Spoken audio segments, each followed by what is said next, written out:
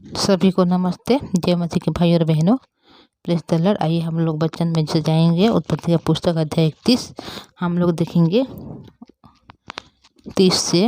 लिखा गया यहाँ पर कि भला अब तो अपने पिता के घर का बड़ा अभिलाषी होकर चला आया पर मेरे देवताओं को तो क्यों चुरा ले आया। याकूब ने लाबान को उत्तर दिया, मैं यह सोचकर डर गया था कि कहीं तू अपने बेटियों को मुझसे छीन न ले। जिस किसी के पास तू अपने देवताओं को पाए वह जीवित न रह बचेगा। मेरे पास तेरा कुछ निकले उससे भाई बंधुओं के सामने पहचान कर ले। क्योंकि याकूब ने जानता था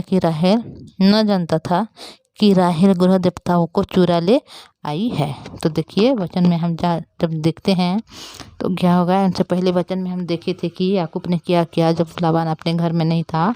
उसी समय वो क्या कर रहा है, अपनी हर एक संपत्ति को और अपने पत्नियां बेटियां को अपने संग में लेकर चला आ रहा है। और उन लोग को जब पता चल रहा है तो उन लोग उनको पीछा कर रहे हैं। 7 दिन के बाद जब उन लोग उनको पहुंचा रहे हैं तो उस जगह में वहाँ पर तंबू उन लोग भी गाड़ रहे हैं। जिस वजह से वहाँ पर तंबू को वहाँ पर गाड़ रहे हैं और उस जगह में रहते हैं तो वहाँ पर याकूब और लाबान के बीच में बातचीत हो रहा है। लाबान बोल रहा है कि मेरे बेटियों को तो ऐसे छुड़ा के ले आया जैसे तलवार के बल से चुरा के लाते हैं बंदी बनाकर, और मेरे बेटियों को मुझसे चूमने भी नहीं दिया। अगर तू पहले से मुझे बोलता तो मैं तुझे मतलब नाचते हुए बजाते हुए विदा करता बोल के। पर पहले से याकूब ने बोला था अपने मामा को कि मैं अपने परिवार को लेकर अपने कुटुंब, अपने गांव, अपने माता पिता के पास जाऊंगा बोल के। पर लाबान ने नहीं माना था। पर अभी ऐसे बोल रहा है और ये भी बोल रहा है लाबान की तो अपने पिता के घर तो बड़ा अभिलाषी से होकर चला आता फिर मेरे देवताओं को क्यों तू चुरा के ले आया बोल के यहाँ पर याकूब को बोल रहे हैं। क्योंकि याकूब को भी पता नहीं है और लाबान अपने घर में जब देखा कि उसका देवता नहीं है, इसी वजह से वो याकूब चुरा के ले गया। ये समझकर वो याकूब को इसे बोल रहा है। तो याकूब यहाँ पर बोल रहा है कि ऐसे बोला कि याकूब ने लाबान को उत्तर दिया, मैं यह सोचकर डर गया था कि कहीं तो अपने बेटियों को मुझसे छीन ना ले। इसीलिए याकूब ने बोला, मैं इसीलिए तेरे को बिना बताए चलाया कि तू अपने बेटियों को मुझसे छीन ना ले। पर जीवित जिस किसी के पास तू अपने देवताओं को पाए वह जीवित ना बचेगा। देखिए यहाँ पर याकूब ये बात भी बोला कि तू अपने देवता को ढूंढ। हर एक मनुष्य के पास से अगर किसी के पास अगर देवता मिलेगा तो वो जीवित ना रहेगा।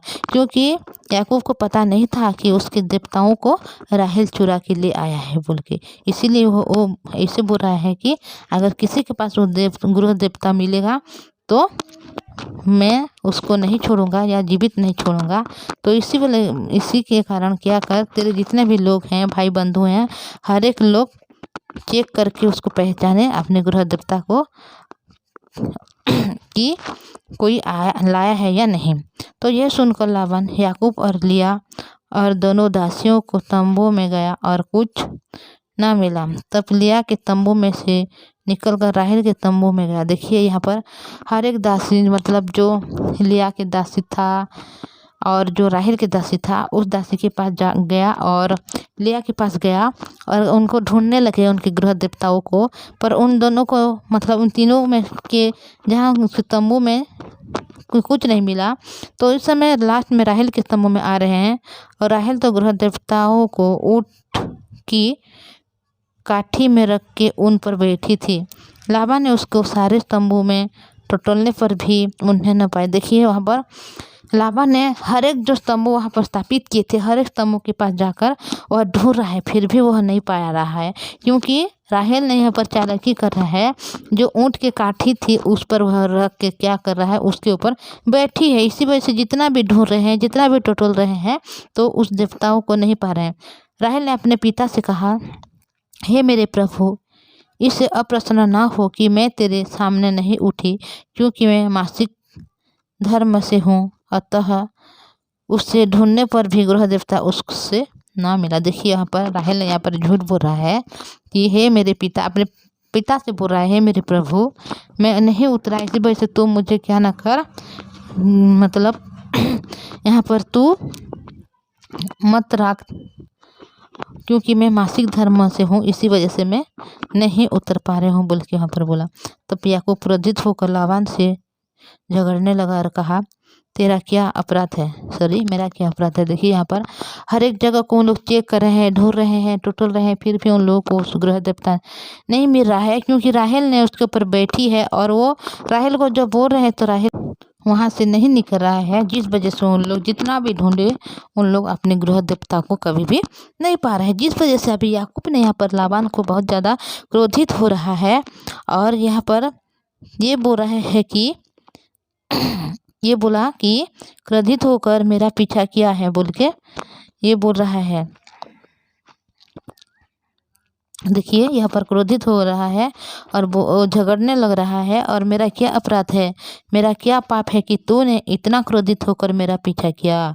देखिए यहाँ पर अपने ससुर से वह झगड़ने लग रही है और बोल रहा है कि मेरा क्या पाप है, मेरा क्या कसूर है जो तू मुझसे इतना क्रोधित होकर मेरा पीछा कर रहे है। तूने जो मेरी सारी सामग्री को टोटल कर देखा तो तुझको अपने घर की सारी सामग्री में से क्या मिला, कुछ मिला हो तो उसको यहाँ अपने और मेरे भाइयों के सामने रख दे और वे हम दोनों के बीच में न्याय करें। देखिए यहाँ पर अगर तेरे घर का कोई भी सामग्री मिला है तो उसको बाहर निकल कर इस जगह में रख, ताकि मेरे भाई लोग हैं और जो तेरे भाई लोग हैं इस पर क्या करेंगे, न्याय करेंगे। इन 20 वर्षों तक मैं तेरे पास रहा, इसमें ना तो तेरी भेड़ बकरियों के गर्भ गिरे और ना तेरे भेड़ों का मांस मैंने कभी खाया, जिससे बनेले जंतुओं ने फाड़ डाला उसको भी मैं तेरे पास ना लाता था, उसकी हानि मैं ही उठाता था। चाहे दिन को चोरी जाता चाहे रात को, तू मुझसे ही उसको ले लेता था। मेरी तो यह दशा थी कि तो मैं घाम और रात को पाला मुझे खा गया और नींद मेरी आंखों से भाग जाती थी। देखिए यहाँ पर जो उनके जगह में रहकर उसके साथ में रहकर जो काम किया था, हर एक काम को यहाँ पर बोल रहा है कि मैं हर एक काम को मैं तेरे साथ रह कर हर एक काम को मैंने किया है। कभी चोरी हो जाता था तो उससे तुम उसे ले लेता था, और जब कोई मतलब जानवर खा लेता था तो उसको मैं तेरे पास नहीं लाता था, बल्कि उसके मैं हर एक काम को पूरा करता था। मैं तेरे जगह में जो 20 साल रहा और मैं तेरे हर एक काम को मैंने अच्छे से किया, इस बात को तू तो जानता है, और फिर भी तूने मुझे क्रोधित होकर इतना दूर मेरा पीछा किया, क्योंकि उसके जगह में उसके गृह देवता नहीं मिला, जिस वजह से अभी याकूब ज़्यादा से ज़्यादा क्रोधित होकर अपने ससुर से वो झगड़ा कर रहा है। और ये बोल रहा है कि तूने कभी मुझे मांस भी खाने के लिए नहीं दिया, मैं रात को भी मतलब मेरी नींद भी मेरे नहीं आती थी। 20 वर्ष तक मैं तेरे घर में रहा, 14 वर्ष में तो तेरे दोनों बेटियों के लिए और 6 वर्ष तेरे भेड़ बकरियों के लिए सेवा की, और तूने मेरे मजदूरी को 10 बार बदल डाला। मेरे पिता के परमेश्वर अतः अब्राहम का परमेश्वर, जिसका भय इसहाक भी मानता है, यदि मेरी और ना होता तो निश्चय तू अब मुझे छूछे हाथ जाने देता। मेरे दुख और मेरे हाथ के परिश्रम को देखकर परमेश्वर ने बीते हुई रात में तुझको डांटा। देखिए यहाँ पर हर एक बात को बोल रहा है, क्योंकि अगर परमेश्वर मेरे साथ नहीं होता, मेरे पिता का परमेश्वर, मेरे जो दादा का परमेश्वर अगर मेरे साथ नहीं होता तो मैं इतना तेरे साथ रहकर इतना भी काम किया है, इतना ज़्यादा धन संपत्ति बढ़ भी गया तो तू मुझे कुछ भी नहीं देता, बल्कि खाली हाथ विदा करता। और अभी आके भी तू मुझसे झगड़ता लड़ता, पर मेरा परमेश्वर तुझे रात को स्वप्न दिया, इसलिए तू मुझे कुछ नहीं बोल रहा है बोल के याकूब लाबान के बीच में अभी मतलब यह झगड़ने लग रहे हैं। तो हर एक बात को हम लोग देखेंगे भाई और बहनों कि अभी उन लोग ऐसे कर रहे हैं, क्या उसका गृह जो देवता है वो मिलेगा या नहीं मिलेगा, राहेल क्या करेगा, क्या उसको सचमुच में याकूब मार डालेगा, क्या उसके पास से निकलेगा, तो हर एक बात को हम लोग देखेंगे। तो मैं आप सभी को एक रिक्वेस्ट करना चाहूँगी भाई और बहनों, अगर इस चैनल में आप नहीं हैं और नई इस वचन को सुन रहे हैं तो चैनल को आप सब्सक्राइब शेयर और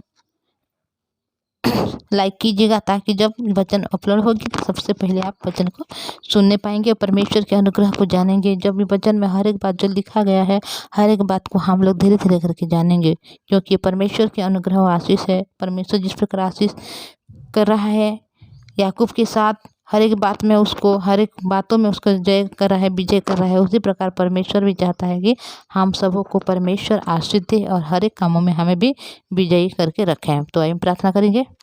धन्यवाद पवित्र परमेश्वर पिताजी, धन्यवाद करती हूँ आपकी दया के लिए, आपकी करुणा के लिए प्रभु। आपने हमें संभाल कर रखा प्रभु जी। यहाँ पर जब हम वचन को भी देखते हैं कि पिता याकूब को जब दौड़ा रहे हैं, उनके मामा पीछा कर रहे हैं, फिर भी पिता परमेश्वर आपने उनको सपनों के द्वारा प्रभु उनका सावधान करा रहे हैं, क्योंकि आप इसहाक को, सॉरी याकूब को आप बहुत ज़्यादा प्रेम करते हैं प्रभु जी। जो आपने वादा किया है अब्राहम के दिनों में प्रभु, अभी याकूब के दिनों में आप पूरा कर रहे प्रभु। मैं तेरे संग रहूँगा बोल के आपने कहा प्रभु, और आप हमेशा उनके संग है प्रभु। जब उनके मामा ने उनके नहीं छोड़ रहा था अपने घर जाने के लिए, तो आपने उनको मदद सहायता की प्रभु। उनके सहायक आपने हुआ और तुम अपने कुल के, अपने पितरों के पास चला जाओ, मैं तुझे संभालूंगा, मैं तेरे साथ रहूँगा बोल के आपने बोला प्रभु। हाँ पिता, ऐसी समस्या है जो हमारे सामने में पिता, कि हम कुछ करना चाहते हैं पर कर नहीं पाते, किसी को डर से, किसी को भय से, पर पवित्र परमेश्वर पिता आप हमें महान कर चुका है प्रभु। याकूब के जैसा आप हमें संभालना चाहता है, उसी प्रकार हमें बढ़ाना चाहता है प्रभु जी। इसलिए आपके पवित्र नाम को धन्यवाद करते हैं। हमारे भाई और बहनों को आप संभाल कर रखिए प्रभु जी। वो प्रभु आपके लिए बहुत मूल्य लोग हैं पिता, अमूल्य लोग हैं प्रभु जी। आप उनको कभी छोड़ने वाले नहीं हैं प्रभु, क्योंकि आपने उनको चुना है और आपने उनको ठहराया है प्रभु जी, ताकि आपके लोगों के लिए प्रभु वो लोग उद्धार के काम को करने वाले बने, और उनके द्वारा आप बहुत लोग को बचाना चाहते हैं। उन लोगों की आत्मा को आप बचाना चाहते हैं पिता परमेश्वर, जो लोग अभी तक उद्धार को नहीं पाए हैं प्रभु जी। हमारे भाई बहनों को आपने चुना है पिता परमेश्वर। ये पिता हमारी ओर से नहीं है प्रभु, बल्कि आपके अनुग्रह के द्वारा हुआ है, क्योंकि आप हमें इतना प्रेम करते हैं प्रभु जी, कि आपने हर एक मनुष्य के लिए पिता एक एक भाई को खड़ा किया है, एक एक बहन को खड़ा किया है, ताकि उनके द्वारा उनके सारे परिवार लोग आशीष को पाएँ, अनुग्रह को पाएँ, और पिता हर एक कामों में वो लोग जयवंत बने प्रभु जी। जिस प्रकार आपने याकूब को अभी बनाया है महान प्रभु, उसी प्रकार हमारे जो भाई और बहन वचन को सुन रहे हैं, उसको हर एक क्षेत्र में आप महान बनाना चाहते हैं प्रभु जी, और हर एक विषय में आप उनको पिता परमेश्वर बड़ा बनाना चाहते हैं प्रभु जी। इसीलिए धन्यवाद करती हूँ। उनके रोग, बीमार, दुख है पिता उनके परिवार में, उन सबों को आप संभाल कर रखना, उनको आशीष अनुग्रह में भर दीजिए प्रभु जी। प्रत्येक दिन आपके जीवित वचन को सुनने वाले बने प्रभु। अब वचन से पिता अपने हृदय को रखते हुए ये प्रार्थना प्रभु यीशु मसीह के नाम से मांगते हूँ, आमीन। थैंक